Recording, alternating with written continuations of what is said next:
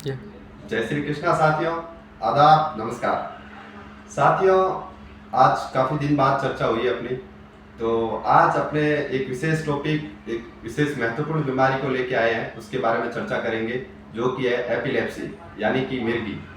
तो मिर्गी के बारे में अपने जानेंगे कि हमें कैसे पता चले कि पेशेंट्स को मिर्गी का दौरा आ रहा है, और उसके आने के रीजंस क्या क्या होते हैं मिर्गी के, और उस सिचुएशन में हमें पेशेंट के साथ कौन सा व्यवहार करना चाहिए, क्या क्या करना चाहिए पेशेंट के साथ यदि उसको एपिलेप्सी अटैक आ रहा है।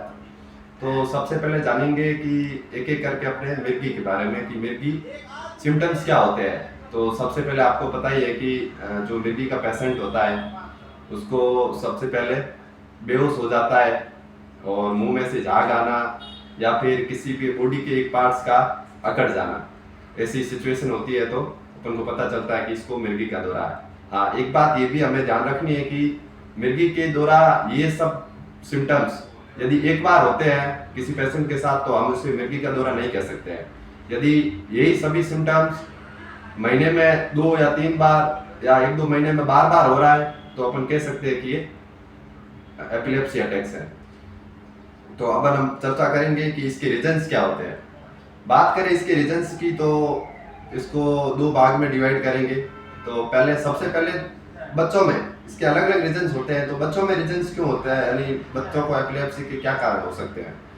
तो बच्चों में चर्चा करें कि बच्चों में जब उनका प्रसव प्रक्रिया होती है, जब जस्ट उनका जन्म होता है, डिलीवरी के समय, तो उस समय यदि टाइम लग जाता है तो उसमें भी उनको ऑक्सीजन की कमी हो सकती है, तो उसका भी एक रीजंस है। सेकंड बात करें, यदि जैसे ही प्रसव प्रक्रिया हो चुकी है, बच्चे का जन्म होने के 2-3 मिनट बाद यदि बच्चा रो नहीं रहा है, तो उस सिचुएशन में भी उसके जो लंग्स होते हैं उसमें ऑक्सीजन प्रक्रिया नहीं होती है, जिसके चलते ब्रेन में ऑक्सीजन की कमी हो जाती है। वो भी एक रीजंस है, उसकी वजह से बच्चों में एपिलेप्सी अटैक्स आ सकते हैं। इसके अलावा भी कई रीजंस हो सकते हैं, जैसे कि कैल्शियम की कमी होना, एटसेट्रा, और भी कई हो सकते हैं। अपने आप बात करेंगे एज 10 या उससे ऊपर, 20, 30, 40 की एज में जो एपिलेप्सी अटैक्स होते हैं, उसके मुख्य कारण क्या होते हैं, तो उसके बारे में थोड़ा चर्चा करेंगे। तो उसमें सबसे मुख्यतः अपने देखिए तो इलेक्ट्रिकल एक्टिविटी। सबसे पहले जो ये अपना मस्तिष्क दिख रहा है, इसमें जो ये जो मांसपेशियां दिख रही है, 1 मिनट मैं कैमरामैन को कहूँगा इधर थोड़ा जूम करे। ये जो मांसपेशियां दिख रही है, इसमें ठीक जो ये सिस्टम है, कनेक्शंस है ये इसमें, तो इसमें एक तरह से कहें तो शॉर्ट सर्किट की तरह ही होता है, उसकी वजह से मुख्य कारण होता है। इसके अलावा भी देखिए तो जैसे कि ब्रेन ट्यूमर, सिर के अंदर गांठ का होना, या कोई भी सिर के अंदर इन्फेक्शंस होने, इसके भी मुख्य कारण हो सकते हैं। या फिर अपने सिर के अंदर कोई चोट है, वो भी हो सकता है उसके कारण।